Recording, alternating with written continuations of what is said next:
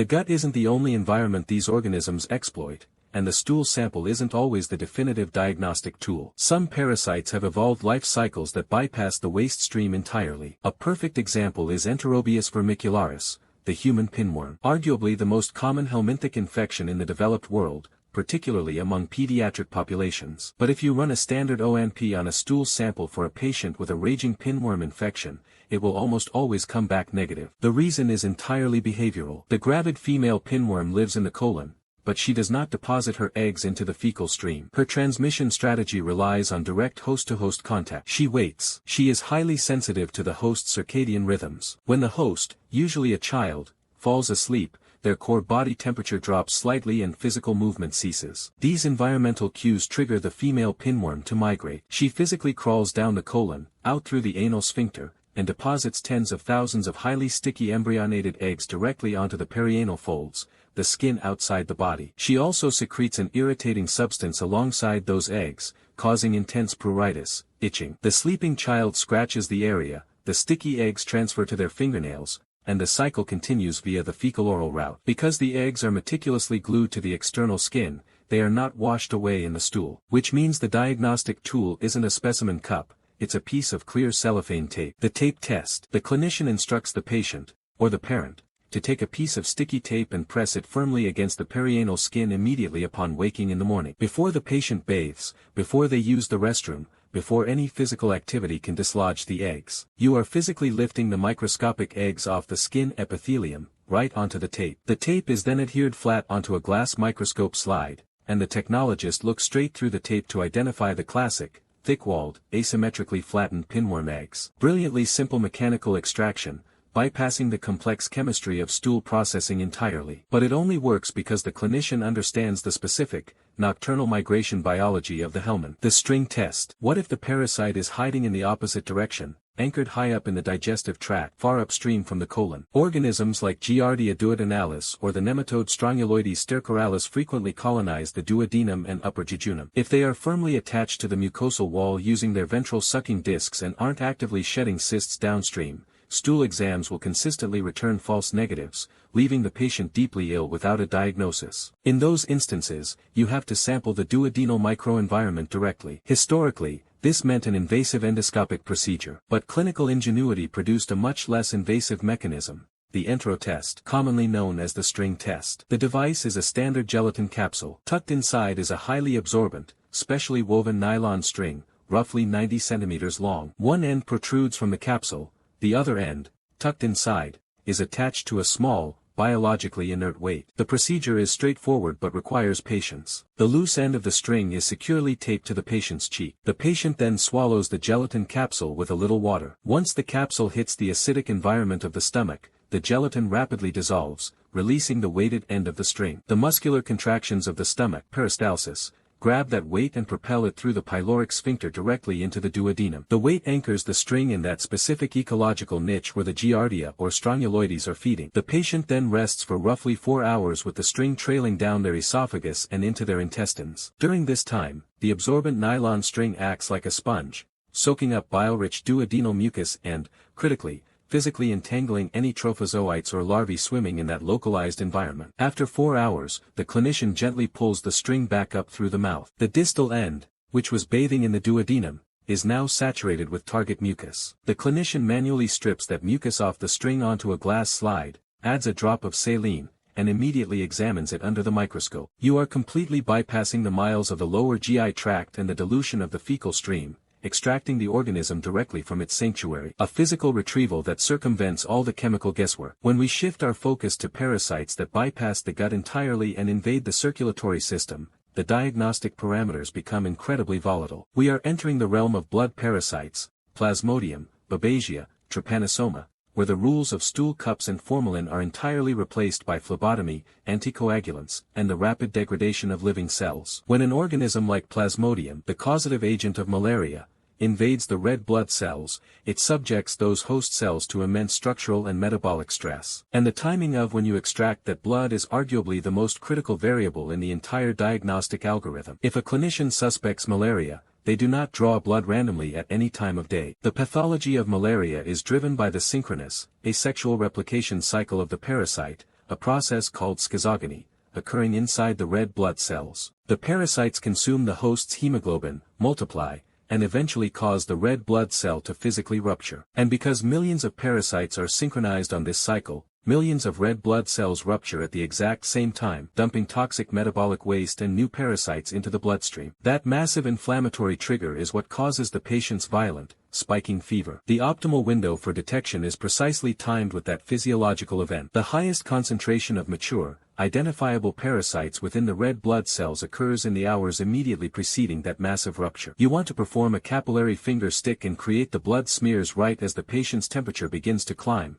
before the cell's lice and parasites disperse into the plasma where they're much harder to find. If a direct capillary stick isn't feasible and the phlebotomist draws venous blood instead, it usually goes into a purple top tube containing EDTA, ethylenediamine tetrashic acid. EDTA is a potent chelating agent that acts as an anticoagulant by binding to the calcium ions in the blood, preventing the coagulation cascade from firing. But that chemical chelation comes with a massive, time-sensitive consequence for the parasites. The laboratory has a hard, 1-hour deadline to process that sample and create the smears. Why so fast? Plasmodium falciparum, in particular, generates sexual reproductive stages, gametocytes, that are distinctly shaped like crescent moons or bananas. This specific shape is maintained by a delicate internal cytoskeleton. When those gametocytes sit in an EDTA bath for more than 60 minutes, the EDTA chelates the calcium that helps maintain that cytoskeleton. The distinctive banana shape folds in on itself. The cell membrane rounds up, and suddenly, it looks like a generic, spherical macrogametocyte of a much less virulent species,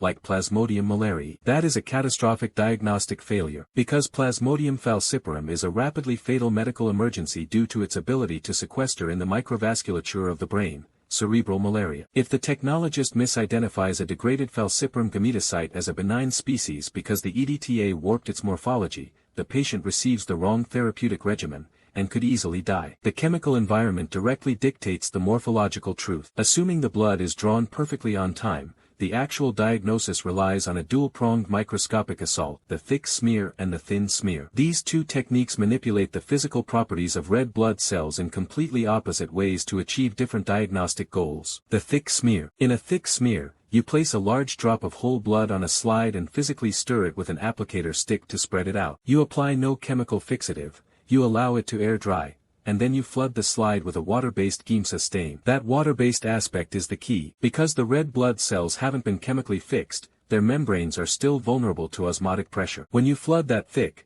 dried drop of blood with water-based stain, the water rapidly crosses the semi-permeable membranes into the hypertonic interior of the cells. They undergo massive hypotonic shock. They swell and violently lyse, completely rupturing. You are intentionally destroying the host cells. Why? Because a thick drop of blood contains thousands of overlapping layers of opaque red blood cells. Without lysing them, you just see a solid wall of hemoglobin. By inducing hypotonic lysis, you wash away all the red blood cell membranes, and what remains adhered to the glass are the white blood cells and, critically, the rigid, resilient parasites that were previously hidden inside those red blood cells. It's the ultimate haystack analogy. You need to find the needle, so instead of sorting through the hay, you set the entire haystack on fire. The hay burns away, and the metal needles are left completely exposed in the ashes. The thick smear concentrates a massive volume of blood into a small viewing area, dramatically increasing sensitivity. It allows the technologist to rapidly scan the slide and answer the fundamental binary question: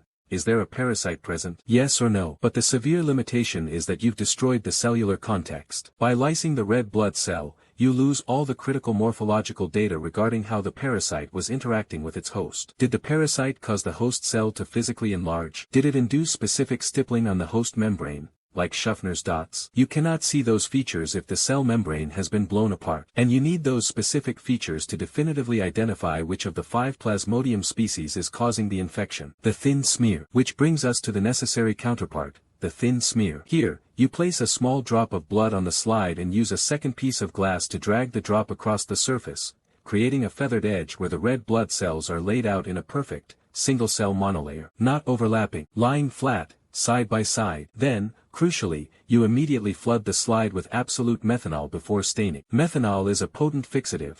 It rapidly dehydrates the cells and precipitates the cellular proteins, locking the structural integrity of the red blood cell membrane entirely in place. It makes them completely impervious to the hypotonic shock of the water-based Giemsa stain that follows. The methanol freezes the haystack perfectly intact. When you examine the thin smear, you are looking at the pristine cellular context. You scan the monolayer, find an infected red blood cell, and you can analyze the specific pathology. The parasite inside is a delicate, fine ring structure with double chromatin dots. The red blood cell itself hasn't enlarged. There are multiple rings inside a single cell. That exact constellation of morphological data points allows the technologist to definitively diagnose Plasmodium falciparum and trigger emergency treatment protocols. The thick smear gives you sensitivity. The thin smear gives you specificity. Together, they represent a beautiful synchronization of high-sensitivity screening and high-specificity confirmation. But even with the most pristine thin smear, or the most perfectly stained trichrome slide, clinical parasitology eventually hits a hard biological wall. There are moments when the microscopic morphology,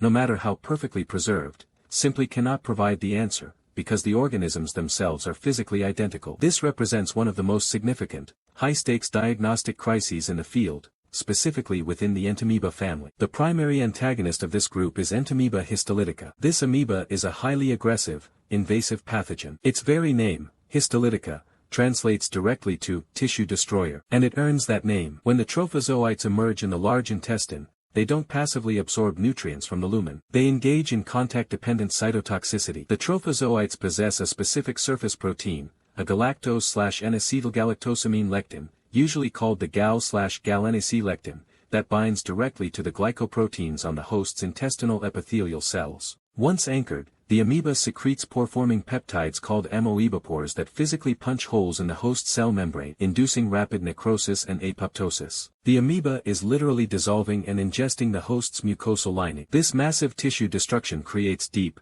highly characteristic flask-shaped ulcers in the colonic wall. And once the amoeba burrows deep enough to breach the mucosal capillaries, it enters the bloodstream, following the portal vein circulation directly into the liver, where it continues its necrotic rampage, carving out massive, pus-filled hepatic abscesses that can be rapidly fatal if they rupture. So the clinical imperative to accurately identify E. histolytica on a slide is absolute. Looking at the trichrome stain, if the technologist is examining the dormant cyst stage, they are checking: do the cysts have 1 to 4 nuclei? Are the chromatoid bars dense and distinctly cigar-shaped with smooth, rounded edges? But the definitive, undeniable proof of an active histolytica infection, the absolute smoking gun, is finding a motile trophozoite that is actively engaged in erythrophagocytosis. If the technologist looks at the cytoplasm of the amoeba and physically sees intact human red blood cells the parasite has engulfed and is digesting, the diagnosis is locked. The organism is caught red-handed, proving it has breached the vasculature. But erythrophagocytosis is not always present on the slide. You don't always catch it in the act. And if the technologist is only looking at cysts with 4 nuclei and cigar-shaped chromatoid bars,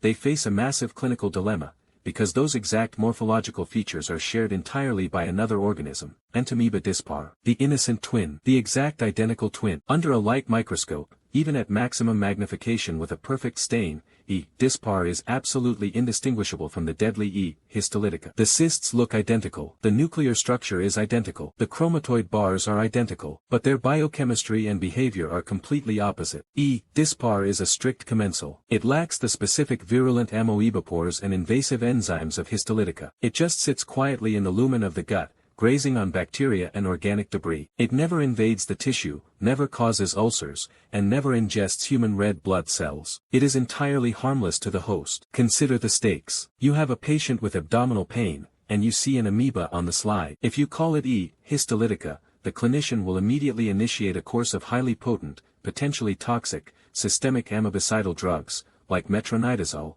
to prevent a liver abscess. Heavy drugs. But if it's actually just E. dispar, you are subjecting the patient to severe drug toxicity to eradicate a harmless bystander. For decades, the sheer physical limitation of the microscope forced labs to report these ambiguous findings as Entamoeba histolytica/E. dispar group present, basically punting the decision back to the clinician to guess based on symptoms. And guessing is not acceptable when the consequence is severe drug toxicity or a ruptured liver abscess. This morphological dead end forced diagnostic parasitology to fundamentally evolve. The field had to abandon the light microscope and move into the molecular and immunological realm. Laboratories developed enzyme immunoassays, EIA, and direct fluorescent antibody, DFA, tests. These molecular tools bypass the visual morphology entirely. They don't care what the organism looks like, they care about its distinct molecular signature. The EIA tests use highly specific, engineered monoclonal antibodies designed to bind only to the specific gal/gal-NAC lectin proteins on the surface of E. histolytica. Even though the organisms look identical,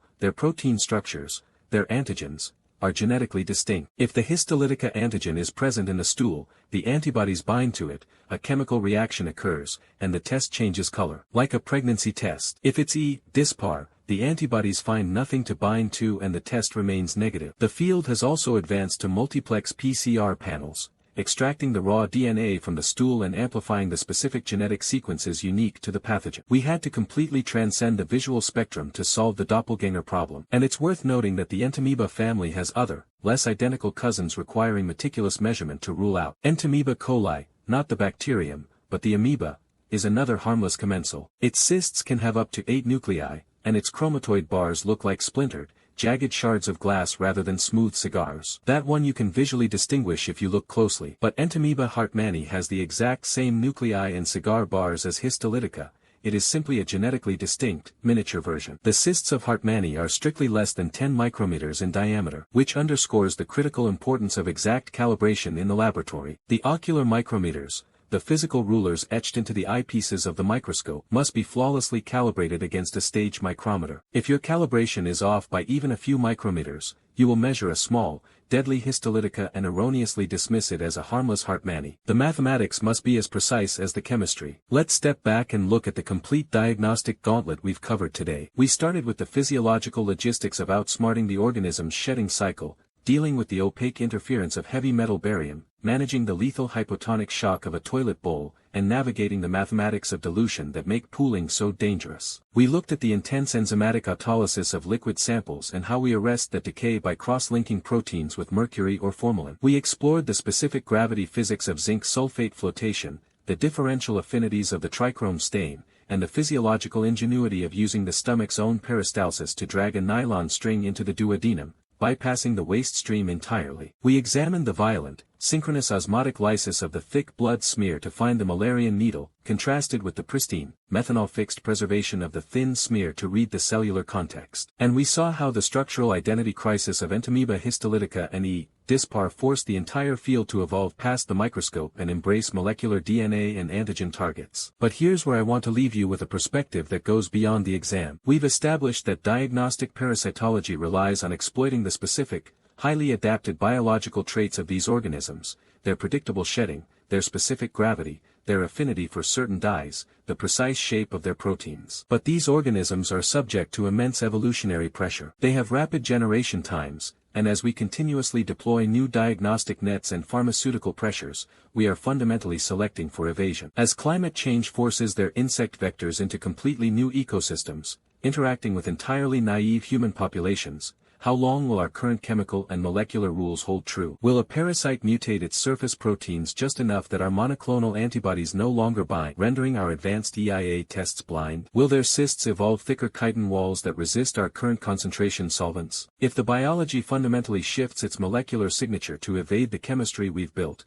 we will be forced to completely reinvent the magnifying glass all over again. The microecology is never static. The broken bone on an X-ray is a static fact. But the battle against a parasitic invader is a constantly shifting equation. The medical detectives aren't just solving a crime, they are tracking a suspect that is actively changing its fingerprints while on the run. Something to seriously consider the next time you pick up that stool specimen cup. That's it for today's session on diagnostic parasitology. I'll see you in the next one.